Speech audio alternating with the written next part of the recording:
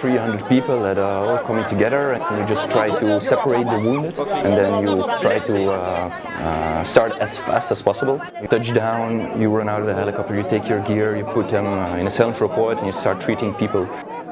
There was one person who had a trauma because the roof of his house collapsed during hurricane, and it came down in his neck. And the second, more severe case was a person who, after the hurricane, getting out of the house, cut his foot. Actually, is on the levels of his Achilles tendon, and was really deeply infected.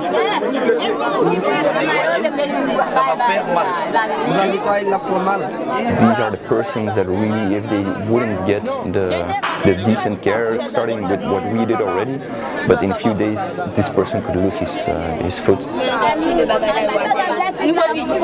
Donc ça, 4 fois par jour, 7 jours. Okay. Ça, c'est l'antibiotique.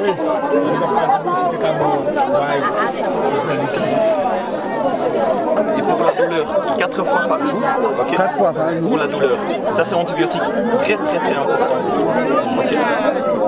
Ça va? Bonne chance. We are now already almost 10 days after the hurricane, or a little bit more even, and we still see all those wounds that were inflicted by the hurricane. So that means most of the wounds here are 10 days or more old. So we try to do what we can with the material that we have and the medication that we have.